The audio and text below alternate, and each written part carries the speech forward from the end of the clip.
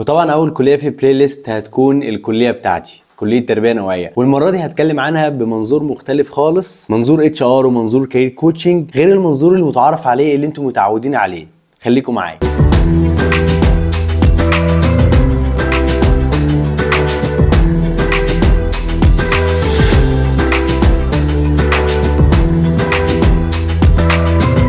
هلا بالشباب، ايه الاخبار؟ عاملين ايه؟ يا رب تكونوا دايما بخير. طبعا البلاي ليست دي هتكون البلاي ليست عن الكليات، هتكلم فيها عن كل الكليات ولكن بمنظور مختلف شويه، يمكن اول مره تسمعه، وده الاختلاف ما بيني وبين اي حد تاني هيعمل لك ريفيو على الكليه. والفرق هنا نابع من دراسه الكارير كوتشنج والاتش ار.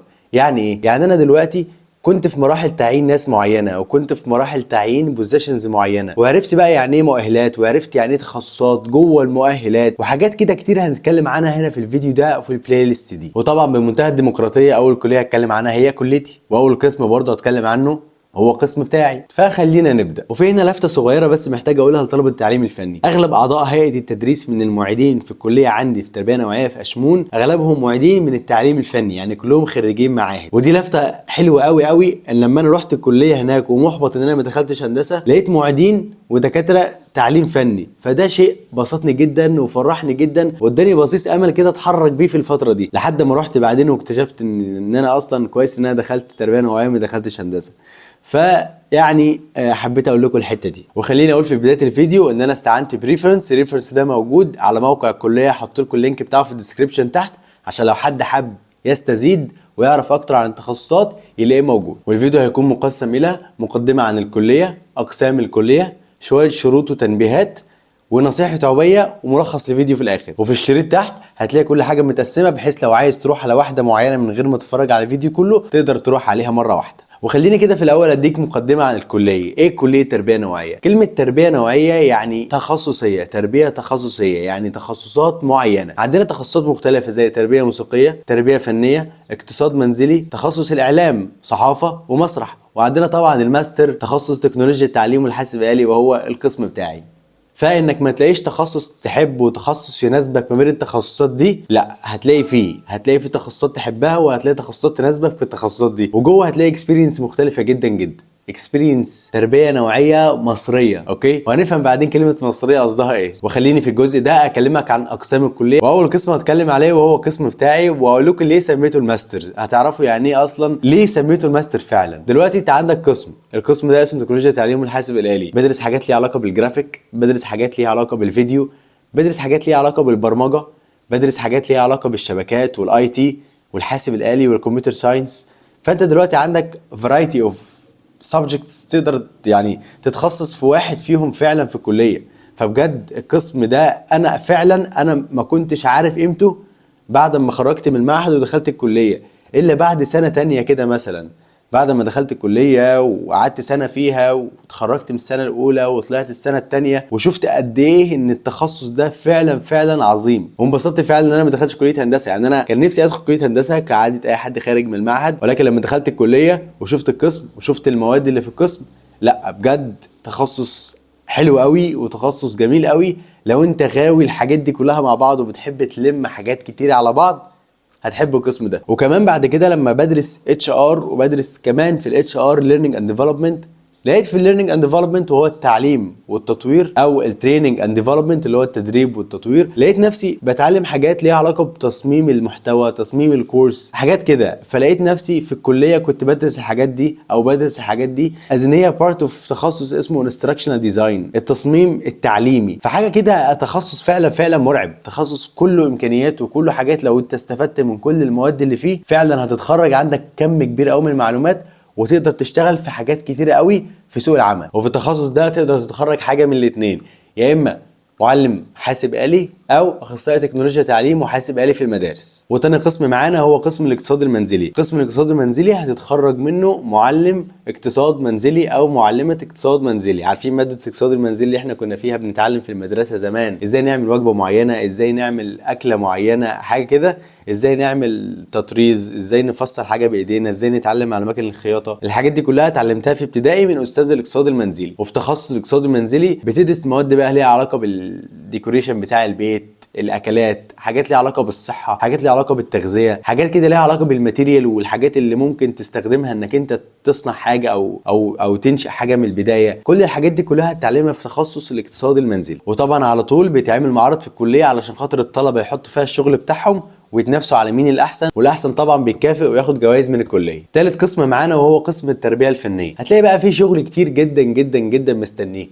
عندك نحت، عندك الرسم، عندك حاجات كتير قوي تقدر تعملها وهتتعلمها كتير في الكليه. ومن حسن حظ طلبه التخصص ده ان المواد بتاعتك في الترم ما بتكونش كبيره، فبالتالي عندك وقت تقدر تشتغل على نفسك في الموهبه اللي انت حاببها وتتطور فيها. وفعلا الكليه بتقف جنب الطلبه في المشاريع بتاعتهم عشان خاطر لو المشروع فعلا يستاهل ان هو يوصل بيوصلوه لاعلى اماكن في مصر. وخلينا الفت نظرك ان التخصص ده بيتطلب انك تعمل اختبار قدرات قبل ما تنضم للكليه. يعني بعد ما تخلص الثانويه العامه والاختبارات خلي بالك انك في الاجازه مضطر انك تروح الكليه علشان خاطر تعمل الاختبارات عشان تلحق تدخل القسم او تلحق تدخل الكليه. ورابع قسم معانا بسميه قسم البهجه، القسم اللي بيعمل فرحه في الكليه ايام الاختبارات بتاعه العملي في الكليه. القسم ده هو قسم التربيه الموسيقيه. كل طالب بتلاقي داخل بالاله بتاعته بيتعلم عليها وبيتميز فيها، فبتلاقي القسم بعد سنه تانية او بعد سنه تالتة بتلاقي الطلبه فعلا قادرين يشتغلوا لوحدهم. اللي بيشتغل في فرق او بيشتغل في صفحه خاصه بيه على الانترنت او اللي بيعمل بيزنس كورسز خاص بيه ان هو يعلم الطلبه على الاله بتاعته، يعلم الناس بره على الاله بتاعته. بجد القسم تحفه، وفعلا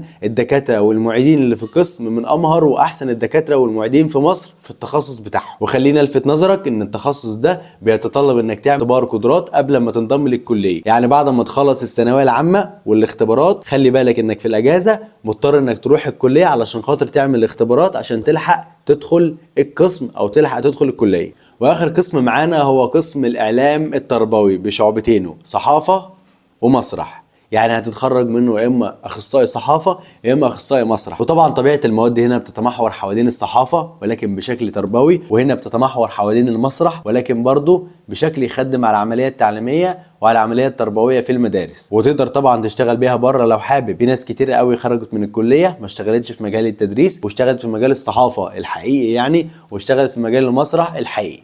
بيتعلموا فيها حاجات كتيره قوي تخص الصحافه والمسرح تقدر تخدم عليهم ان هم يشتغلوا فعلا في جو المدارس جوه او في الحياه العمليه بره مع الناس اللي خريجين كليه اعلام عادي خالص. وخليني في الجزء ده من الفيديو اشرح شروط القبول في الكليه. الكليه بتقبل حمله الثانويه العامه بشعبتها الادبي والعلمي، وبتقبل الحاصلين على شهادات من التعليم الفني، وبتقبل الناس اللي جايين من شهادات اخرى مطابقه او معادله، وبتقبل الناس اللي جايين من مكتب التنسيق. وطلبه التعليم الفني اللي هم جايين من المعهد الفني دول بيقبلوا في قسم تكنولوجيا التعليم والحاسب الالي فقط. وقسم الملابس اللي جاي من التعليم الفني بيكون في قسم الاقتصاد المنزلي. وطبعا الكليه بتقبل حمله البكالوريوس والليسانس. يعني لو انت معاك بكالوريوس من اي كليه او ليسانس من اي كليه تقدر تقدم بيه في الكليه وتخش قسم من دول. وخلينا افكركم ان القسمين قسم التربيه الموسيقيه وقسم التربيه الفنيه بيكون لهم اختبار قدرات قبل بدايه الدراسه. يعني لو انت جالك الترشيح او حتى قبل ما يجيلك الترشيح بتروح تعمل اختبار في الكليه عشان تحجز مقعد في القسم. وفي الجزء ده من الفيديو اقول لك نصيحتي وباين. نصيحتي ليك انك تبص للكليات وتبص للتخصصات جوه الكليات بنظره مختلفه. احنا دلوقتي خلاص المفروض يكون بقى عندنا شويه وعي ان احنا نبص للتخصصات نظره تانية. يعني مثلا تخصص تكنولوجيا التعليم والحاسب الالي اللي هو التخصص بتاعي انا بدرس فيه جرافيك، وبدرس فيه فيديو، بدرس فيه تصوير، بدرس فيه برمجه، بدرس فيه شبكات، بدرس فيه تصميم مواقع، بدرس فيه حاجات مختلفه كلها في مكان واحد وفي تخصص واحد. انا فعلا ما كنتش اعرف عن التخصص ده وانا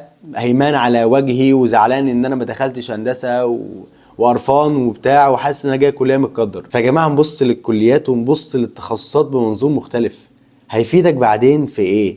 بص للحته الايجابيه اللي فيه. انا بحس ان الناس بتبص لكل ما دون هندسه وطب طبعا بتفرعاته ان انت كده ما دخلتش كليه، وبيتعامل مع كليته كانه هو واحده اتجوزها تخليص حق مثلا وانا مضطر اروح الكليه. طب يا معلم ما انت ما شفتش التخصص، انت ما شفتش هو يعمل لك ايه في سوق العمل، ما شفتش هو هيفيدك بايه، حتى ما جربتش تبص في المنهج وتقرا المنهج وتبص يا عم على الديسكريبشن بتاع الماده. يا جماعه اعذروني احنا بقينا نخش الكليات قرفانين ان احنا داخلين الكليه وانت ما انتش عارف ازاي اصلا التعليم العالي ده بيأثر فيك ازاي، مش عارف التخصص ده والكليه دي انت المفروض تتفاعل معاها ازاي وتغير منك وانت كمان تستغل العلم اللي انت اتعلمته ده انك تغير في نفسك وفي المجتمع حواليك. الناس بتنتظر مننا كناس دارسين في كليات ان احنا نعرفهم ونفهمهم ايه عن التخصص بتاعنا. دلوقتي بقت منتشره كتير قوي ان انا بقيت اروح الكليه احضر وخلاص، لا ده انا رايح افطر وخلاص. طب يا جماعه ما حدش يعرف حاجه عن تخصصه؟ طب يا جماعه ما حدش جرب يقرا تخصصه يعرف ايه تعريف تخصصه، يعرف التخصص ده بيتكلم عن ايه، عشان حتى لو اتسأل يعرف يرد، يعرف يفيد الناس اللي حواليه، يعرف لو واحد عنده قرار ومشتت فيه يعرف حتى يشرح له التخصص ده بيقول ايه،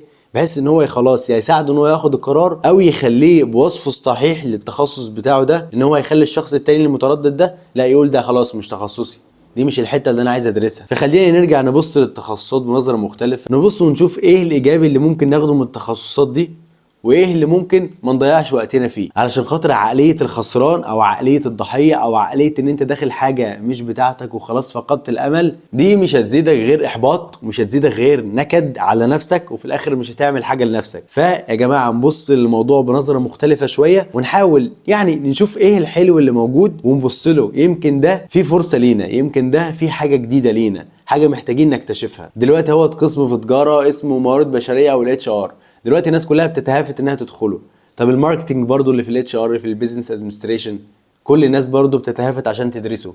طب تخصص زي تخصص تكنولوجيا تعليم، كل الناس برضو بتيجي مخصوص علشان خاطر تدرس التخصص ده. فهنا يا جماعه هتبداوا تبصوا ان تخصصات فعلا احنا كنا كارهينها في الكليات وناقمين عليها بقى ليها مكانه في السوق، وبقى السوق طالبها، والسوق ما بيقدرش يتحرك غير بواحد من الناس دي. فنرجع نبص للتخصصات كده بنظره مختلفه وللكليات بنظره مختلفه، عسى ان احنا نلاقي ضلتنا في تخصص فيهم. وفي الجزء ده من الفيديو هتكلم عن ملخص الفيديو. انا اتكلمت في الفيديو عن كليه التربيه النوعيه والتخصصات اللي فيها، من اول قسم تكنولوجيا التعليم والحاسب آلي، لقسم التربيه الموسيقيه، لقسم التربيه الفنيه، لقسم الاعلام شعبة صحافه ومسرح، لقسم الاقتصاد المنزلي. التخصصات دي بتسمح لك ان انت تتخرج معلم في التخصص او اخصائي في التخصص. يعني لو انت في شعبة اعلام صحافة هتتخرج اخصائي صحافة، لو انت في شعبة اعلام مسرح هتتخصص اخصائي مسرح، لو انت خريج قسم الاقتصاد المنزلي هتبقى معلم اقتصاد منزلي، موسيقى معلم موسيقى، تربية فنية هتكون معلم تربية فنية. طب لو انت درست في قسم تكنولوجيا التعليم والحاسب الآلي، يا اما تكون معلم حاسب آلي او تكون اخصائي تكنولوجيا تعليم ومعلومات. وقلنا ان الكلية بتقبل الحاصلين على الثانوية العامة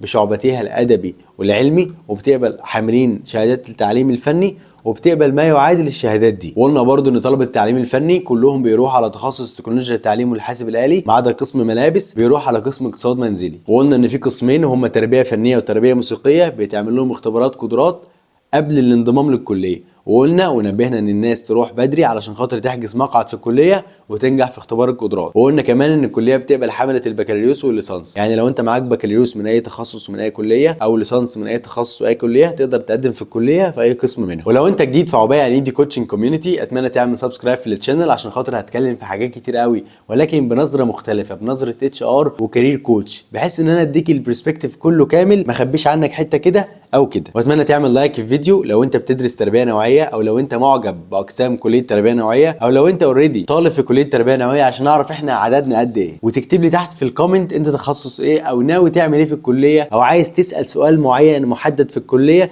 يا ريت تكتب لي تحت في الكومنتس. واتمنى اشوفكم قريب محققين اللي انتوا عايزينه وداخلين الاقسام اللي انتوا حابينها، وابشر يا صديقي.